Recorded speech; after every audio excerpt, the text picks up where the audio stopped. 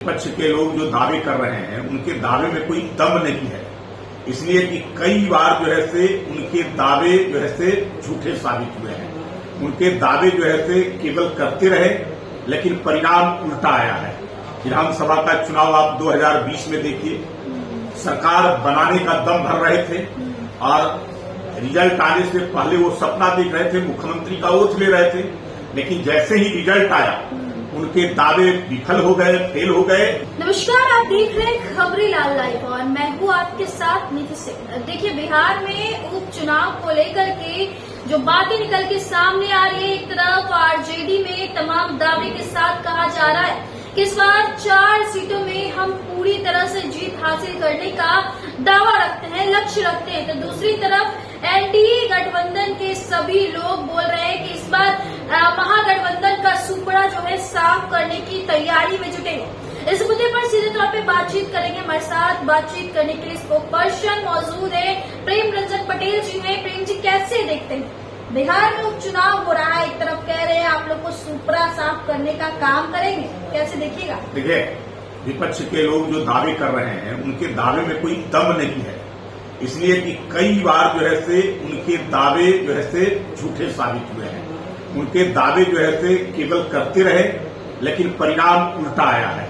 विधानसभा का चुनाव आप 2020 में देखिए, सरकार बनाने का दम भर रहे थे और रिजल्ट आने से पहले वो सपना देख रहे थे, मुख्यमंत्री का ओथ ले रहे थे, लेकिन जैसे ही रिजल्ट आया उनके दावे विफल हो गए, फेल हो गए और जनता ने भरोसा और विश्वास एनडीए के ऊपर जताया। अभी लोकसभा का चुनाव, महागठबंधन किस प्रकार से जो है से अब कौन कौन से सिगुफा छोड़ने का काम किया, तरह तरह की जो है से बातें जो है से बना करके लोगों के पास जो है से पेश किया और उसमें जो है से सब झूठे दावे थे, झूठे जो है से बातें थी, लेकिन जनता को गुमराह करने की कोशिश किया और उसने लगा कि जो है कि हम नरेंद्र मोदी को रोक देंगे, केंद्र में सरकार एनडीए की बनने नहीं देंगे।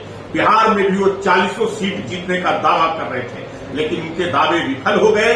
बिहार में भी एनडीए 30 सीटों पर और विधानसभा की अगर बात करेंगे तो 176 विधानसभा सीटों में एनडीए की जीत हुई और जहां तक दिल्ली में जो है तो नरेंद्र मोदी तीसरी बार सरकार बनाने में सफल हुए, इसलिए कि जनता का विश्वास और भरोसा नरेंद्र मोदी के पास और ऊपर एनडीए के ऊपर है, इसलिए कि जांचा हुआ, परखा हुआ, काम किया हुआ है और काम आधार होता है, विकास आधार होता है। बिहार के अंदर में भी एनडीए की सरकार लगातार जिस प्रकार से काम कर रही है, बिहार की जनता का भरोसा जीतने का काम किया है, विश्वास जीतने का काम किया है, बिहार की जनता के हितों का ख्याल रखने का काम किया।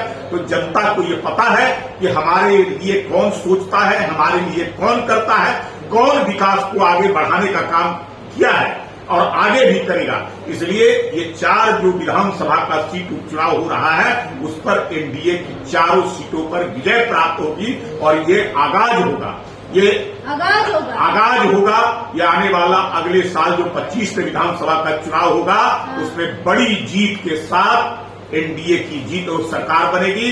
इसका जो है से आगाज इस विधानसभा के उपचुनाव के माध्यम से जनता करने वाली है। चलिए, देखिए, विधानसभा चुनाव यानी कि 2025 में होना है, तो वही एनडीए के जितने भी लोग हैं यह सिर्फ और सिर्फ दावा करते हुए नजर आ रहे हैं कि उपचुनाव जो बिहार में होने वाले, जिस तरीके से हम लोग जीत हासिल करने जा रहे हैं, उसी को देखते हुए 2025 में भी अगर हम जीतते हैं तो 25 में भी इसी के आधार पर हम जीतने का दावा करेंगे।